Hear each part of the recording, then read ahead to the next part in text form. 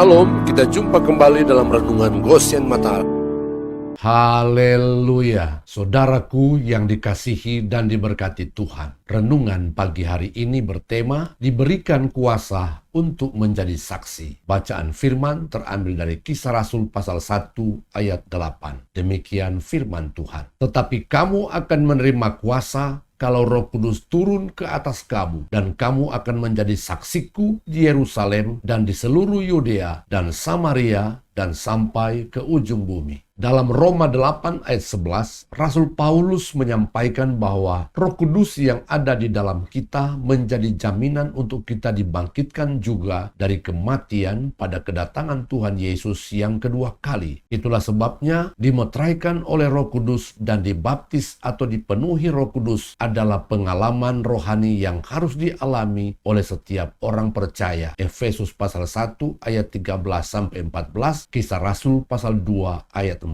Mengapa demikian pentingnya kehadiran dan diamnya Roh Kudus di dalam kita melalui pengalaman baptisan Roh Kudus? Alasan pertama adalah karena ketika Roh Kudus diam di dalam kita melalui baptisan Roh Kudus, maka kita pun menerima kuasa, yaitu otoritas Allah. Dalam Kamus Besar Bahasa Indonesia, otoritas adalah pertama kekuasaan yang sah yang diberikan kepada lembaga dalam masyarakat yang memungkinkan para pejabatnya menjalankan fungsinya. Kedua, hak untuk bertindak. Ketiga, kekuasaan, wewenang. Keempat, hak melakukan tindakan atau hak membuat peraturan untuk memerintah orang lain. Itulah sebabnya Tuhan Yesus berkata kepada para muridnya, supaya mereka menunggu di Yerusalem sampai mereka diperlengkapi dengan kekuasaan dari tempat tinggi. Barulah mereka boleh pergi sebagai saksi Tuhan. Lukas 24 ayat 46-49. Roh Kudus memberikan kuasa supaya kita sebagai manusia lemah dan terbatas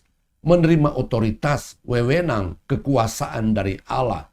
Laksana tongkat yang ada di tangan Musa untuk melakukan berbagai tanda dan mujizat untuk membebaskan umat Israel dari perbudakan Mesir. Untuk membebaskan dan menyelamatkan manusia yang sedang terbelenggu dan terkuasai oleh dosa dan setan tidak akan mungkin dengan kekuatan manusia yang sangat terbatas. Itulah sebabnya Tuhan memberikan kuasanya melalui kehadiran Roh Kudus di dalam kita. Saudaraku yang terkasih di dalam Yesus Kristus, sadarlah akan tujuan dan maksud Roh Kudus diberikan kepada kita, yaitu supaya kita pergi sebagai saksi Tuhan untuk membebaskan dan menyelamatkan jiwa-jiwa yang sedang menuju kebinasaan. Lukas 4 ayat 18 dan 19, Roh Tuhan ada padaku, oleh sebab Ia telah mengurapi aku untuk menyampaikan kabar baik kepada orang-orang miskin, dan Ia telah mengutus aku untuk memberitakan pembebasan kepada orang-orang tawanan dan penglihatan bagi orang-orang buta, untuk membebaskan orang-orang yang tertindas, untuk memberitakan tahun rahmat Tuhan telah datang. Amin. Tuhan Yesus memberkati.